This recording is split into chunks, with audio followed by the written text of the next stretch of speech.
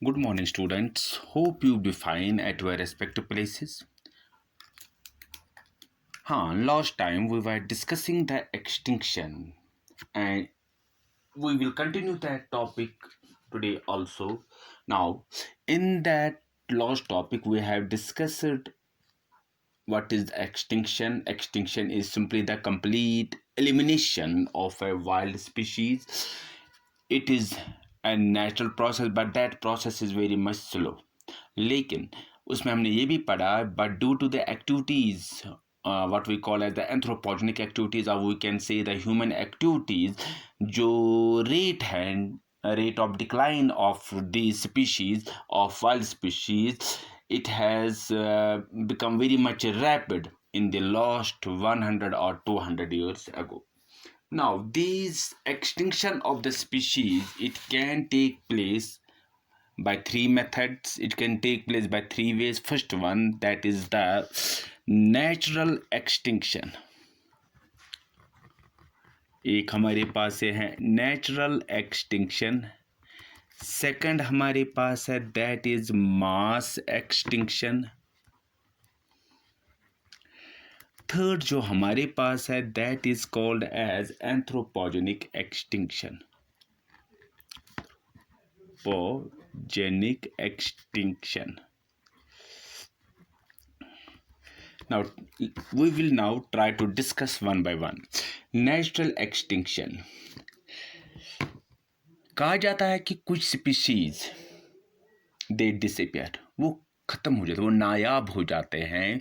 उसकी वजह यह है कि there takes place some change in environment. लेकिन कुछ ऐसे भी स्पीशीज हैं that they appear, and these new species वो क्या करते हैं, they are adapted to the changed environment. They adapt themselves, वो अपने आप को उस नए माहौल में अपने आप को तैयार कर लेते हैं.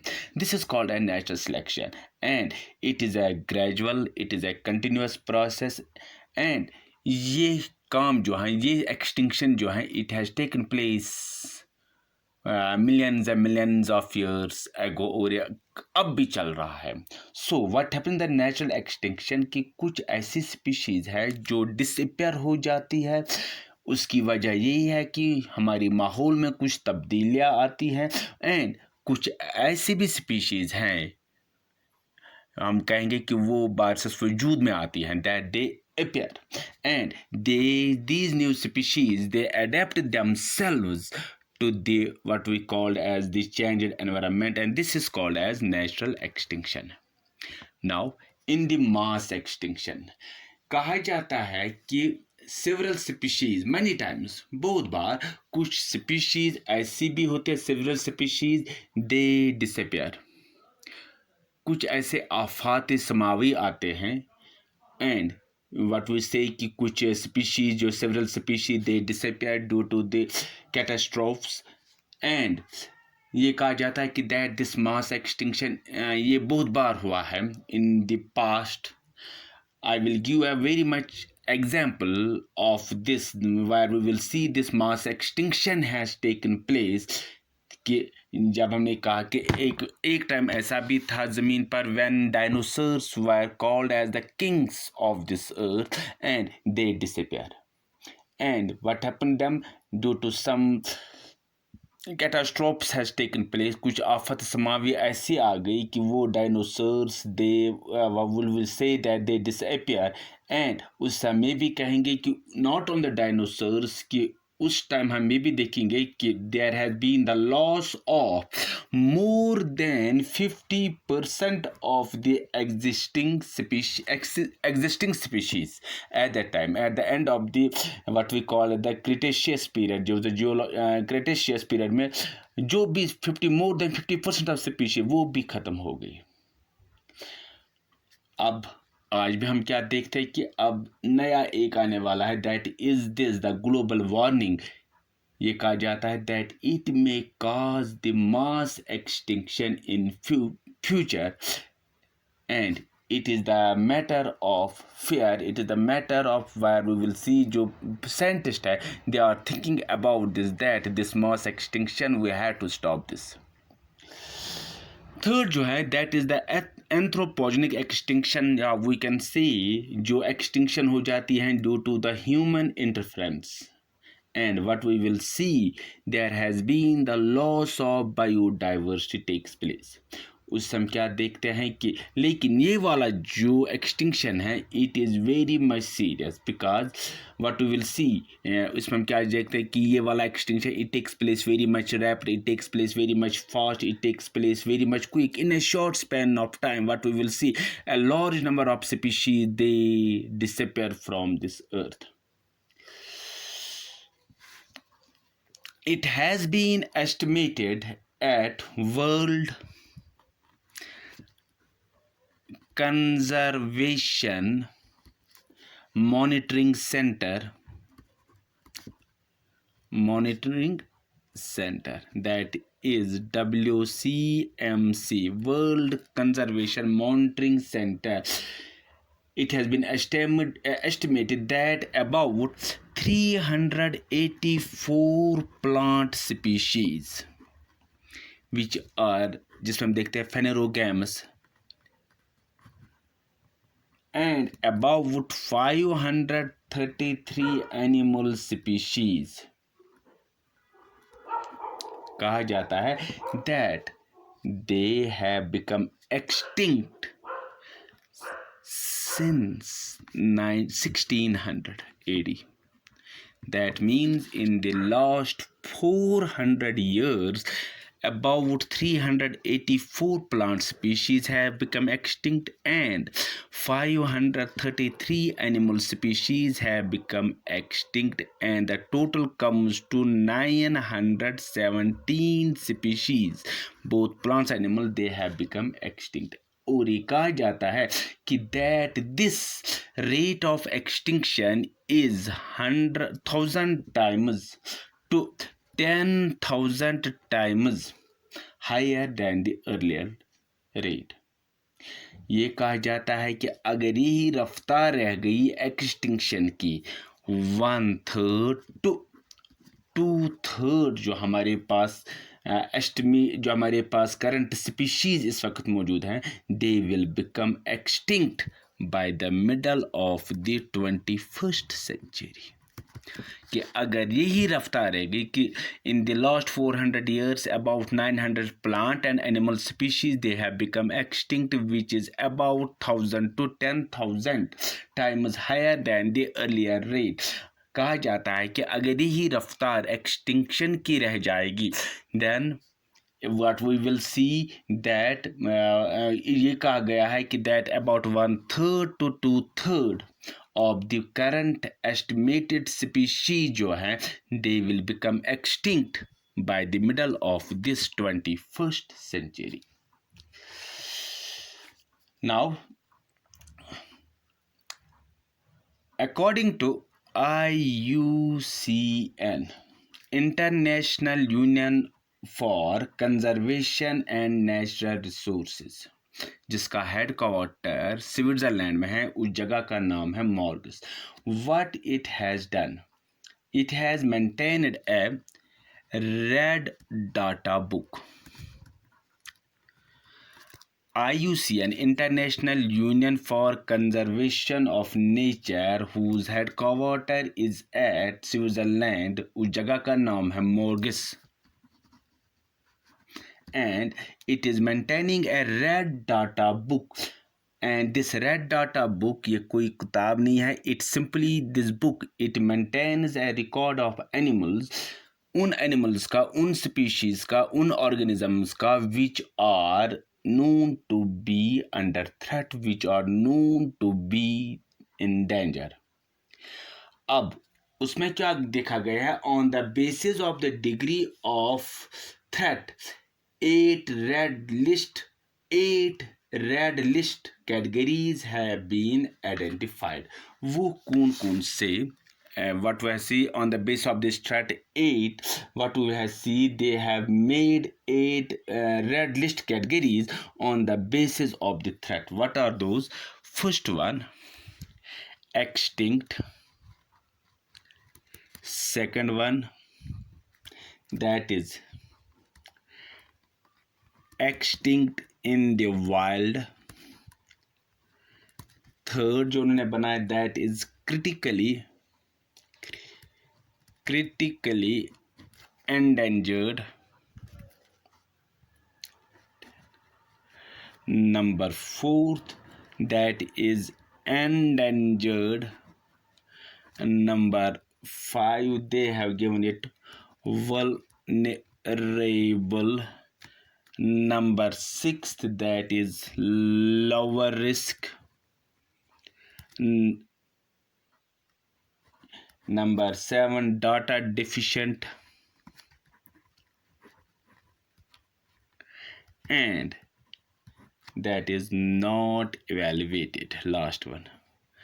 Go according to this IUCN in its red data book, what it has done, it has made the 8 categories. It has made the list of 8 categories on the basis of the threat. First one is the extinct.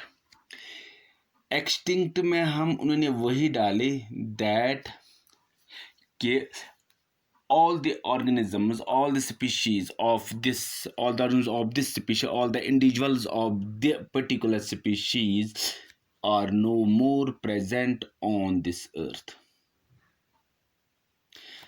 दूसरा है extinct in the wild.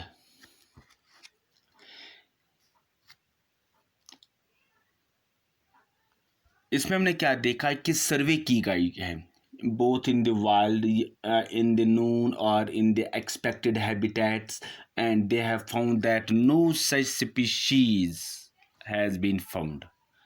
जो हमने पास जो already extinct हो गई है, इसकी कोई भी स्पीशीज जहाँ पर हमको ये पता था, सर्वे की जाती है कि उस जगह पर जहाँ पर ये स्पीशीज़ पाई जाती है या उस जगह पर ऑन द एक्सपेक्टेड कि यहाँ पर शायद पाई जाएगी, और ये देखा गया है कि no individual of that particular species is present. Third is critically endangered. कि when an organism, when a species is facing an extremely high degree of extinction in the wild in near future. That means in the near future कि that this species it will become extinct. This is called as critically endangered. Endangered. अब इसमें वो species आते हैं, they are also facing a high risk of disappearance, but they are not critically endangered. They are not critically endangered. Then we have got vulnerable. It is not an endangered, it is not a critically endangered, but it is facing a high risk of disappearance. Fourth, what was another one? Sixth, lower risk. It has been evaluated कि हम ये कहेंगे कि there is the risk of lower risk of being critically endangered और vulnerable. फिर हमारे पास है data deficient. When there is no sufficient information हमारे पास, वेदर दैट इंफॉर्मेशन में be directly, whether that information में बी इनडायरेक्ट, कि वहाँ पर हम जो हमारे पास डाटा होगा, whether that is direct, whether that is indirect, क्या हम असेसमेंट, जहाँ पर हम ये असेसमेंट करते हैं कि ऑन द असेसमेंट किसकी, एक्सटिंक्शन की करते हैं, और that is not evaluated when it has not been assessed against any one of the above criteria. Now जो हमारी इस रेड डाटा बुक में है, only 3, that is this endangered, then we have got critically endangered, and this we have got third, that is called as the vulnerable. वो हमने ज़्यादातर discuss किए हैं. एंडेंजर्ड स्पीशीज़ की अगर हम बात कर लेंगे, दीज आर दो स्पीशीज़ जिनकी तादाद बहुत कम हो गई है टू ए क्रिटिकल लेवल, या हम ये कहेंगे जिनका जो नेचुरल हैबिटेट है it has been adversely affected.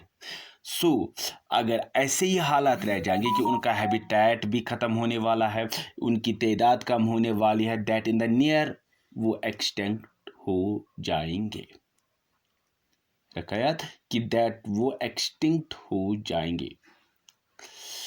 Now in India जो हमारे पास है wild life protection act 1972, it provides us 4 schedules in which we categorize the fauna of India based on their conservation status. Schedule first में it lists the rare and endangered species, जहाँ पर हम इन जानवरों को legally protection, highly they are provided legal protection. और ये कहा गया है कि इंडिया में लगभग 81 mammals 38 species of 81 mammals 81 species of mammals, India में लगभग 30 स्पीशीज ऑफ बर्ड्स और 18 स्पीशीज ऑफ एम्फीबियंस ऐसे हैं which are endangered in India. So इसमें हम वो वाले लाते हैं कि जहाँ पर हम ये देखते हैं दीज आर दो स्पीशीज जिनका नंबर बहुत कम हो गया टू ए क्रिटिकल लेवल, या हम ये कहेंगे कि वो एनिमल जिनका habitat natural habitat has been adversely affected, और ये कहा जाता है कि अब उनके हालात ऐसे हो गया है कि that they will become extinct in near future.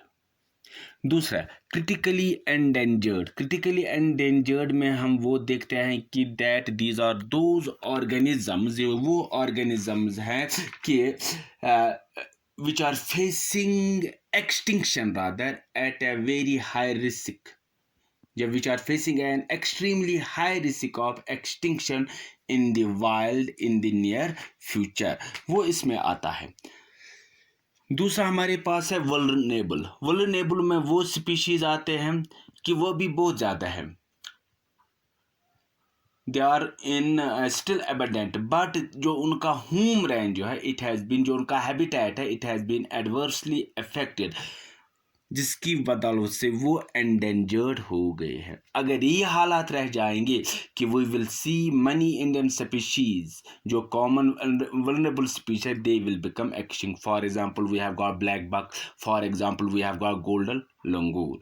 So these are some जो हमारे पास थे कि जो IUCN जिस पर उन्हें ज़्यादातर उसने जो लिस्ट उन्होंने बनाया था 8 का 8 में से सिर्फ जो 3 ज़्यादा है that is the critically endangered और वल्नरेबल, जिनकी तरफ हम ज़्यादा तवज्जो देते हैं। अब जो ये रेड डाटा बुक जो रेड लिस्ट है it has got some uses. First one it awares, ये आम लोगों को अवेयर कर लेता है about the significance of threatened species, ये हमको आइडेंटिफाई कर लेता है it identification and documentation of the endangered species. और तीसरा ये हमको इट टू ब्रिंग अबाउट कि what are the various conservative measures which we are going to take place at the local level, और कभी कभार ऐसे भी हालात हो जाते हैं जहाँ पर हम गवर्नमेंट को अब डायरेक्ट भी कर सकते हैं that such conservative programme should be taken so that these organisms जो हमारे पास एंडेंजर्ड होने वाले जो हमारे पास वल्नरेबल हैं that they may be conserved, So this red data list, it first ये हमको aware कर लेता है, it gives us the list of the animals, it gives us the list of the species which are going to be which are at the higher risk of what we call as the endangerment, जहाँ पर वो जिनकी risk बहुत ज़्यादा है।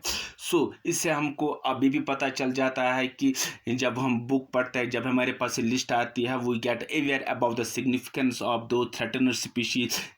Second जो हमारे पास बात आती है कि दैट हमारे पास एक आइडेंटिफिकेशन हो जाती है, एक डॉक्यूमेंटेशन हमारे पास होती है कि कौन कौन से species they are endangered. Third हम ये कहेंगे कि that when we know that this species is going to be endangered, कि ये species अब endangered होने वाली है, ये endangered है, we will take some conservative measures in order to save this, in order to protect this, which we feel जो हमको महसूस हो जाएगा कि that this step is very much necessary for the conservation, और हम गवर्नमेंट को भी अवेयर कर लेंगे कि that we have to take some such steps in order to preserve, in order to protect that species from being endangered. This was all about today in today's video. In the next video we will continue this what we call as this biodiversity conservation. Until then, goodbye, God bless you, thanks.